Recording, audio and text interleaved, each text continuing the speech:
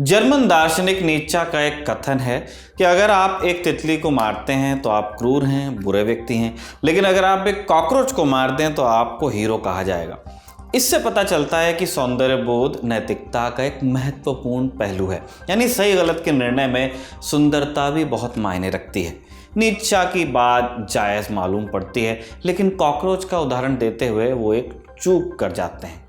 Cockroach सिर्फ घिनौना ही नहीं लगता, घरों में घूमने वाला ये जीव बीमारियों की जड़ भी होता है। बीमारियों के मामले में मच्छर हमेशा बदनाम हैं, लेकिन कॉकरोच भी कहीं से कम नहीं, और इन्हें मारना भी उतना ही मुश्किल है जितना मच्छरों को ख़त्म करना। कॉकरोच का शेल उसके शरीर का 900 गुना भार सहन कर सकता है। इन पर कीटनाशक भी काम नहीं करते, और सबसे कमाल की बात, कॉकरोच 40 दिन तक बिना खाए पिए रह सकते हैं। कुछ लोग तो मानते हैं ये न्यूक्लियर हमले में भी जिंदा रह सकते हैं। अब कॉकरोच से हम सभी का सामना कभी ना कभी हुआ है। सवाल ये कि हम आज इनकी बात क्यों कर रहे हैं। दरअसल एक नई रिसर्च से पता चला है कि कॉकरोच का भारत से एक दिलचस्प रिश्ता है। क्या कहती है रिसर्च, कॉकरोच का इतिहास क्या है, जानेंगे आज के एपिसोड में। नमस्ते, मैं हूं निखिल और आप देख रहे हैं तारीख।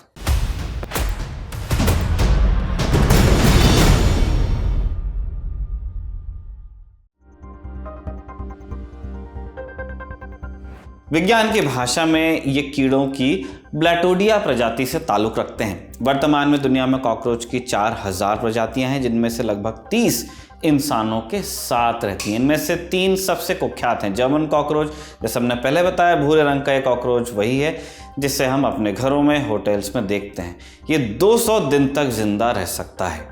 ओरिएंटल कॉकरोच, ये काले रंग के होते हैं। आमतौर पर ये गीली जगहों पर पाए जाते हैं, मसलन गटरों में, जहां गाद या सड़ा हुआ ऑर्गेनिक मैटर हो। ये 30 से 190 दिन तक जिंदा रहते हैं। तीसरे नंबर पर आता है अमेरिकन कॉकरोच। इनका आकार सबसे बड़ा होता है और ये 700 दिनों तक जिंदा रहते हैं। नाम के अनुरूप ये अमेरिका में ज़्यादा पाए जाते हैं, हालांकि इनका मूल स्थान अफ्रीका और मिडिल ईस्ट है।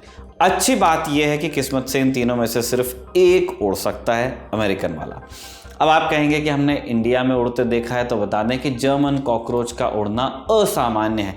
ये रेयर ही उड़ते हैं, हालांकि अब आप चप्पल लेकर पीछे ही पड़ जाएं तो उड़ना तो इसका बनता ही है। रही बात ओरिएंटल कॉकरोच की, तो ये बेचारा नहीं उड़ सकता, इसके पंख ही नहीं होते।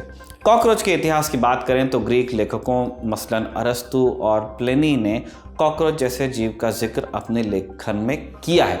तब भी इन्हें बदबूदार कीड़ा ही माना गया। हालांकि कई जगह इन्हें दवा के रूप में इस्तेमाल किए जाने का भी जिक्र है। 18वीं सदी के एक जापानी लेखक के अनुसार टेटनस हो जाने पर कॉकरोच की चाय पी जाती है और उन्हें उबालकर कॉकरोच के पेस्ट को मरहम की तरह घावों पर लगाया जाता है। दवाई के अलावा कुछ देश मसलन थाईलैंड और मेक्सिको में कॉकरोच को भूनकर खाते भी हैं।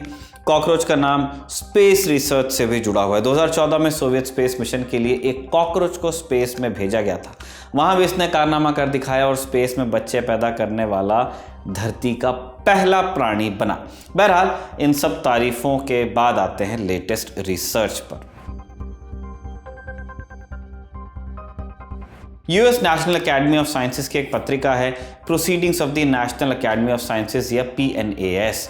इस पत्रिका में एक ताज़ा शोध छपा है। वैज्ञानिकों के एक ग्रुप ने 17 देशों के कॉकरोचेस पर DNA एनालिसिस के जरिए कुछ दिलचस्प बातें पता लगाई हैं। इस शोध पत्र में सिर्फ कॉकरोच की बायोलॉजी ही नहीं, उसके पूरे इतिहास को समझने की कोशिश की है। मसलन कॉकरोच, ये नाम कहाँ से आया? रिसर्च पेपर के अनुसार साल 1624 में पहली बार अंग्रेजी भाषा में कॉकरोच शब्द का इस्तेमाल हुआ। जॉन स्मिथ नाम के एक कैप्टन ने अमेरिका में लिखे गए एक पत्र में कैकारूच शब्द का जिक्र किया। आगे शब्द का और भी कई जगह जिक्र होता है। 1756 से लेकर 1763 तक यूरोपियन ताकतों के बीच एक युद्ध हुआ जिसे 7 ईयर वॉर कहते हैं। इसमें एक तरफ थे ब्रिटेन और प्रशिया यूरोप का एक राज्य हुआ करता था जो बाद में जर्मन साम्राज्य और प्रथम विश्व युद्ध के बाद जर्मन रिपब्लिक का हिस्सा बना। युद्ध में दूसरी तरफ था फ्रांस, जिसका साथ दे रहे थे स्पेन, स्वीडन और रशिया। युद्ध के दस्तावेजों में जिक्र मिलता है कि कॉकरोच आर्मी फूड के स्टोर में देखे जाते थे जो फौज के लिए रसद इकट्ठा रखी जाती थी।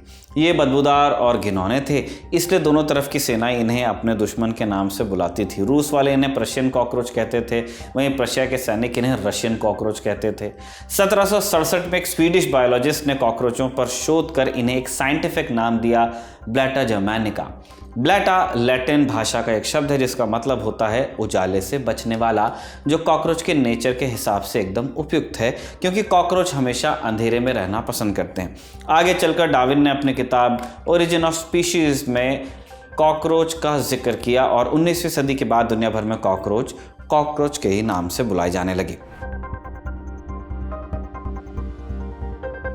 अब मिस्टर इंडिया फिल्म याद होगी आपको। फिल्म के एक सीन में बच्चे श्रीदेवी को कॉकरोच दिखाकर डराते हैं।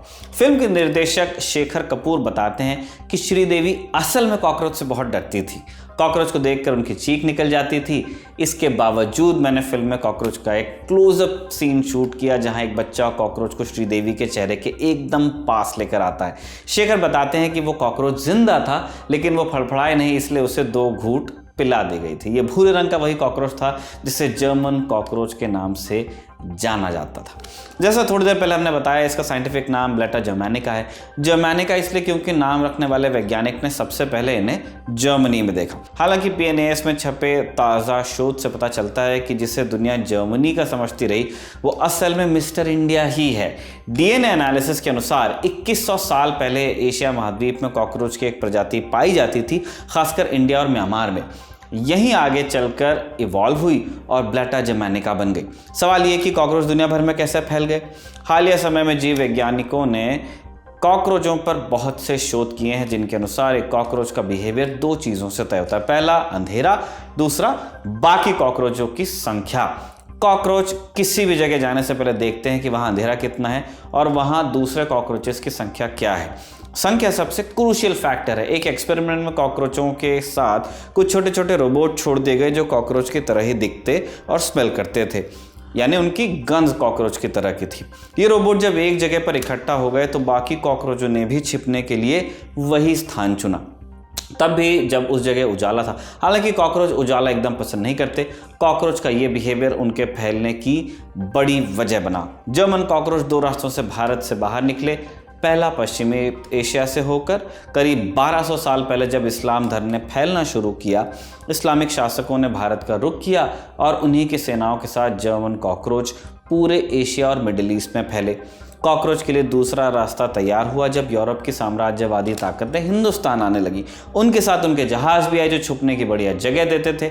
लगभग 390 साल पहले डच और ब्रिटिश ईस्ट इंडिया के जहाज़ों में छुपकर कॉकरोच एशिया से बाहर निकला और लगभग 270 साल पहले इसका यूरोप में आगमन हुआ। शोध पत्र के अनुसार इससे पहले जर्मन कॉकरोच की प्रजाति यूरोप के किसी देश में नहीं पाई जाती थी। यूरोप में जर्मन कॉकरोच को एकदम मुफीद वातावरण मिल गया। बाहरी वातावरण नहीं, क्योंकि बाहर तो ठंड थी जो कॉकरोच बर्दाश्त नहीं ही कर सकता। असल में जब यूरोप में प्लम्बिंग और हीटिंग के साधन बढ़े तब कॉकरोच को अपना असली स्वर्ग मिल गया। पाइप्स की बढ़ती संख्या के चलते इन्हें छुपने का ठिकाना मिला और हीटिंग के चलते घर का तापमान एकदम कॉकरोच के जीने लायक हो गया। प्लम्बिंग का कॉकरोच के जीवन में क्या महत्व है, इसकी एक नज़ीर अमेरिका में मिलती है।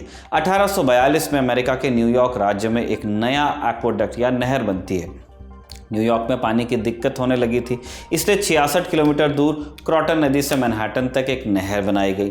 क्रॉटन एक्वाडक्ट बनाने के बाद ही न्यूयॉर्क में कॉकरोचेस का आगमन हुआ, क्योंकि इसके बाद प्लम्बिंग का जाल पूरे शहर में फैला और कॉकरोचों को घरों के अंदर छुपने का बढ़िया ठिकाना मिला। इन्हें ख़त्म करने की कोशिशें पहले भी हुई, लगातार जारी हैं, लेकिन यहीं आती है इस छोटे से जीव की जीवटता। कॉकरोचों को ख़त्म कर पाना लगभग असंभव है। क्वीन ऑफ पॉप कही जाने वाली मैडोना ने एक बार कहा था कि मैं सर्वाइवर हूं, मैं कॉकरोच की तरह हूं, तो मुझसे छुटकारा नहीं पा सकते। आज दुनिया में 7 में 6 महाद्वीपों पर जर्मन कॉकरोच पाया जाता है। सिर्फ अंटार्कटिका में कॉकरोच नहीं होते, बाकी जगहों पर ये तमाम तरह के बैक्टीरिया और वायरस फैलाते हैं, लेकिन तमाम कीटनाशकों के बावजूद इनका खात्मा लगभग नामुमकिन है। जैसे ही आप कॉकरोच पर कीटनाशक का इस्तेमाल करते हैं, एक ही जनरेशन में ये रेजिस्टेंस डेवलप कर लेते हैं। एक बार कीटनाशक से मरने के बाद इनकी अगली जनरेशन पर उसका असर वैसा नहीं होता। औसतन एक कॉकरोच 3 से 4 महीने जिंदा रहता है, इसलिए बहुत ही कम समय में ये दोबारा अपनी जनसंख्या बढ़ा लेते हैं। इसका मतलब क्या कोई तरीका नहीं कॉकरोच के खात्मे का?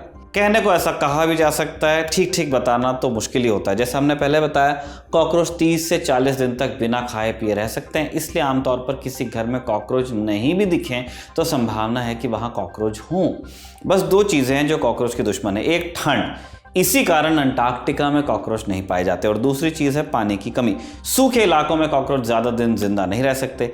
बाकी इलाकों में कॉकरोच आने वाले वक्त में भी समस्या का कारण बना रहेगा। हम ज़्यादा स्ट्रॉन्ग कीटनाशक इस्तेमाल करते जाएंगे और कॉकरोच भी ज़्यादा से ज़्यादा ताकतवर होता जाएगा। कुछ लोग तो मानते हैं कि कॉकरोच न्यूक्लियर बम के हमले में भी जिंदा रह सकता है। हालांकि ये बात पूरी तरह से सही नहीं। बाकी कीड़ों की तरह कॉकरोच भी इंसान से ज़्यादा रेडिएशन सह सकता है, लेकिन बहुत ज़्यादा रेडिएशन से कॉकरोच की भी मौत हो ही जाती है। इसके साथ तारीख का ये एपिसोड यहीं पे कंक्लूड होता है। इसे कमल ने लिखा और प्रशांत ने रिकॉर्ड किया। आप देखते रहिए दी ललन टॉक।